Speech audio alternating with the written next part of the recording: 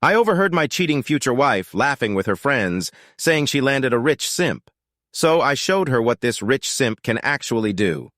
We met in college and remained just casual acquaintances at the time. We both took a couple of the same classes and hung out a few times, stayed in contact but never too terribly close. We both graduated, and a few years later, we reconnected after randomly running into each other after we unknowingly both moved to the same city. It was around that time that my career really took off. A few senior engineers from my company recruited me for a startup they had been working on. We got a few big clients and venture capitalists funding pretty early on, so within a few years the money really started to roll in. She and I started dating, and honestly up until now I've been nothing but happy. Things were going great, and I felt like I was really close to her. I've been nothing but doting and appreciative of her. This all began to shift last week when I overheard her talking to her friends about how she views me. I had planned to work later than usual, but came home early with a stomachache and went to lie on the bed. I must have fallen asleep for about 2 hours, but when I woke up, I could hear her in the living room with some of her friends while they were drinking. The conversation was pretty casual until they started talking about the wedding and our relationship in general. Through the laughter, she went on to describe how she had landed herself the perfect rich simp, how she basically controlled me and how I would give her the life she always wanted. I was just a tool for her to use. Her friends thought it was hysterical and egged her on. I know she was drinking, and I know maybe she was joking, but for me, the trust is gone. I don't feel like I can still marry her when I've heard in her own words that she sees me this way. When she later went to the bedroom, she seemed surprised to see me, but she also assumed I'd been asleep. I haven't confronted her yet, and I'm just dreading canceling the wedding, which is scheduled for next April. Update 1. Sorry it took me a couple of weeks to post an update, but it's been really hectic.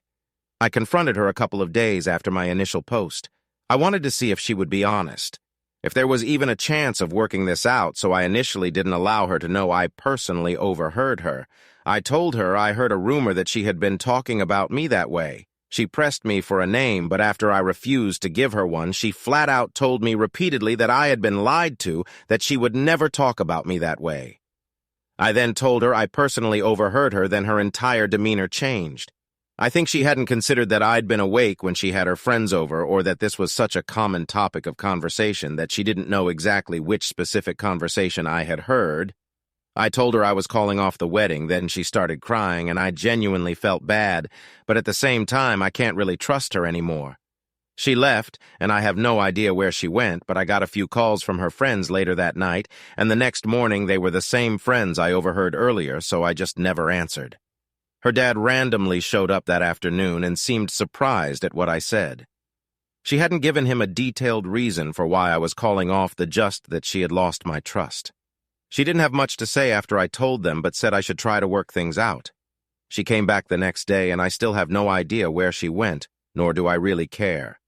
I was blunt and told her she would need to find a new place somewhat soon.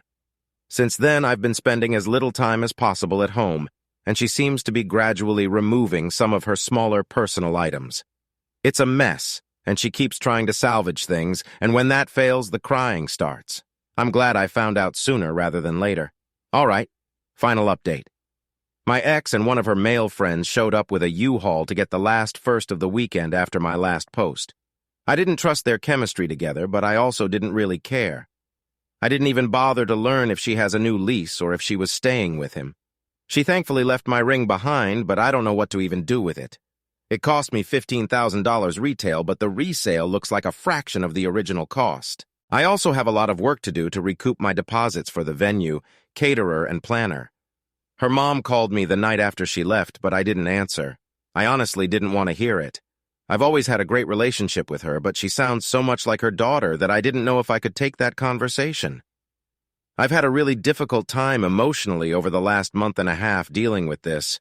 I've always been a casual drinker, but lately I've been avoiding going home and drinking with old friends far more constantly to avoid having to deal with the fallout. I know it's not healthy, but it's all I could do to not fall apart completely. Some of that spilled over into my work, and I think the other founders noticed. I lead a small DevOps team and do a ton of technical work myself. Because of this, my mistakes are really easy to notice since they largely manifest an infrastructure breakage. CI/CD outages and downtime in key applications, I don't know how exactly they learned what happened, but after I mentioned I wouldn't be going to see family during Thanksgiving, the CTO sent me a text asking me if I was home, then showed up with the CEO 30 minutes later, the night before Thanksgiving. The CTO had apparently learned what happened a few days before, and he, along with his wife, had spent most of the day basically making me a feast. It was incredible. Beef bourguignon, poché patate salad, lasagna, devil's eggs, duck roes, to say the least. The CEO brought an incredibly expensive bottle of whiskey and some high-end Japanese of 5 steaks. I was brought to tears. I had never been shown this much love and appreciation in my entire life. I will never forget it. We basically just drank whiskey, ate food, and talked for hours. They gave me the rest of the year off and asked me to just make sure I delegated the most time-sensitive work. I'm not even sure what I'm going to do, but I'm thinking of vacationing in Ireland for a few weeks. Never mind. I have frozen leftover for weeks. All right, second cheating story. My wife of 20 years asked for a hall pass to sleep with someone else, but then I caught her on a restaurant cheating with him. So I sent his wife roses with a restaurant name. My wife and I have been together for 20 years. We met in our freshman year of high school, and we have been together ever since. She and I both lost our virginity to one another. We went to prom together, and we even went to the same college after graduation. We got married right after we graduated from college, and we settled down to start our life together. Having a family was always something we were looking forward to, so once we had good jobs, we decided to start. Fast forward about 11 years, and we have 2 kids. We own our own home, and we are on a fast track to retiring early so we can travel and do all of the things we never had the chance to. I thought that we were living the dream life. All of that came crashing down when my sister-in-law was diagnosed with lung cancer. She was my wife's best friend, and she took it very hard. She was with her every step of the way while she was fighting as best as she could, but in the end, she passed away. It was a huge blow to the entire family, myself included. It's such a cliché, but she was just a beam of light in the world. My wife took it harder than anyone else. My sister-in-law was who my wife would go to when she needed to talk about anything. They would go shopping together, and they knew everything about each other. I was there for my wife while she grieved the loss, and I helped her get over the worst time of her life. After about 6 months of mourning, my wife started to get back to herself. She had all of my sister-in-law's journals and her notebooks, and she read through all of them while she was grieving. I couldn't even begin to process the types of emotions she must have been feeling, so I just tried to be supportive and lend an ear when she needed it. One thing that got to my wife was feeling like she hadn't done anything with her life. Her sister was taken away too soon, and through the journal entries, my wife realized that her sister felt like she didn't get to do enough in her life. I guess when my wife read all of that, she thought that her sister would have wanted her to do the opposite. She told me that she had been inspired to start living. She wanted to travel, go skydiving, and just enjoy the life that she had while she had it. I wholeheartedly agreed with it. That's why I've been working 60 hours a week since I graduated college so we could try to retire early. Over the next few weeks, she started doing more things. For example, she started taking pottery classes because she'd always been interested in it. She had been teaching herself how to rock climb because she wanted to free climb, and she even scheduled a bungee jumping excursion for her and our son.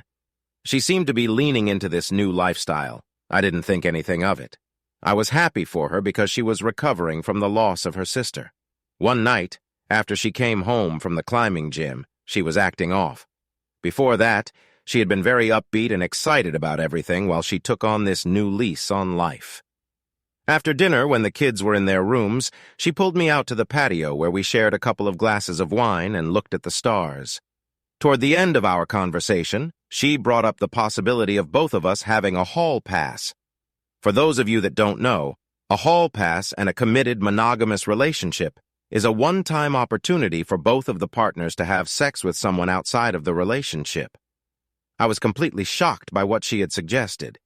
It felt like it came out of nowhere, so I asked her about why she was bringing it up. She assured me that she loved me, but she felt like she might have been missing out on a part of her life because she had only ever been with me. She tried to say it in a way where I wouldn't be hurt, but it was impossible not to feel horrible when she said that. I told her that I wasn't supportive of the idea. She and I had been married for 20 years, and I didn't understand why it was a problem all of a sudden. I didn't want to sleep with anyone else, and I wasn't okay with her sleeping with anyone else. We were about to go back inside, but I stopped, and I asked her if there was someone she had been interested in sleeping with.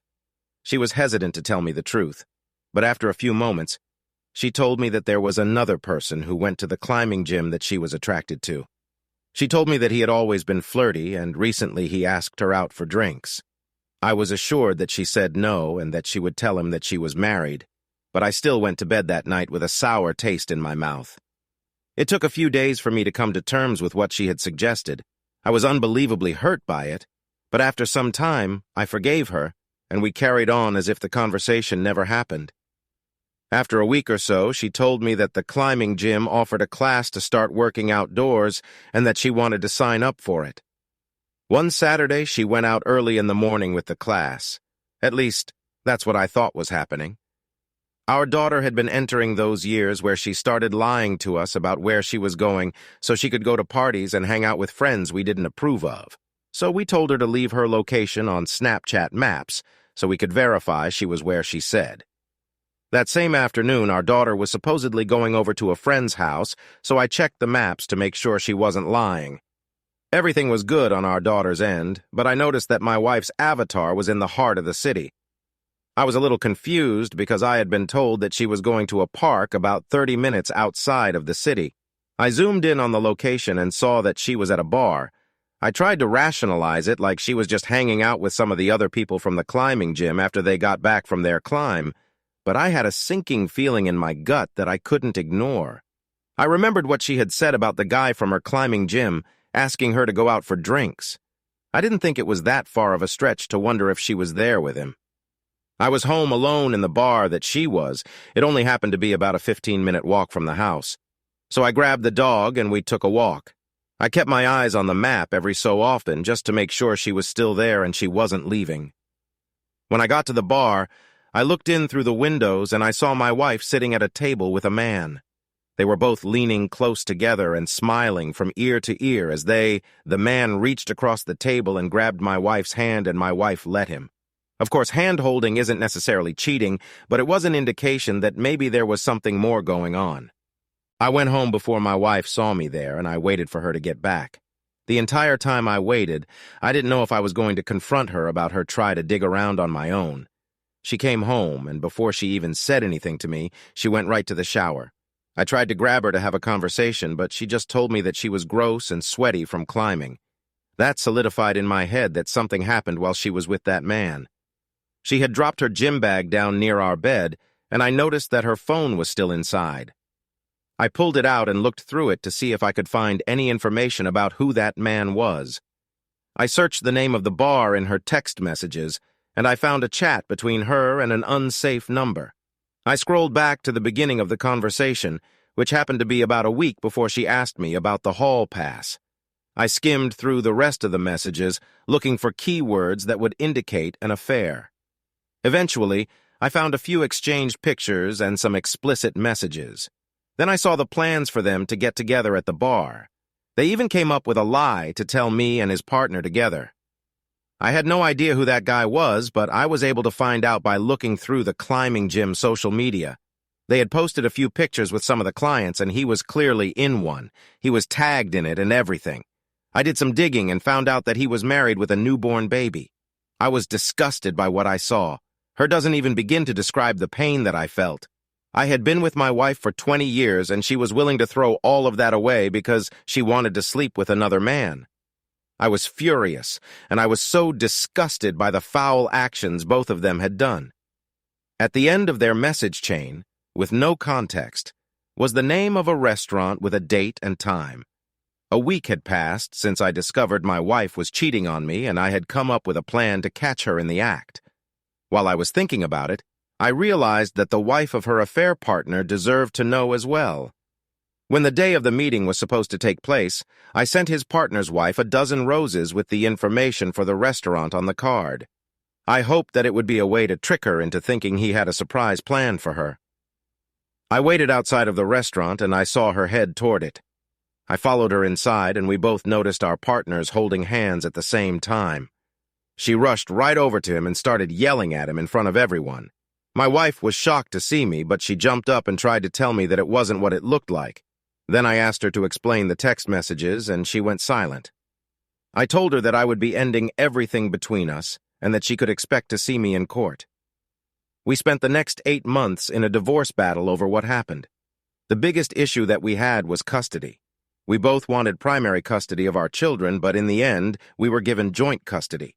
I was able to keep the house, and she was entitled to no spousal payment from me. Her affair partner was also divorced, and he was forced to pay child support and alimony to his ex. My ex and I only recently finished the divorce proceedings and were finally done with each other. I honestly don't know what to do from here. I'd only been with one woman, and she stabbed me in the back, and I'm not sure how to move forward.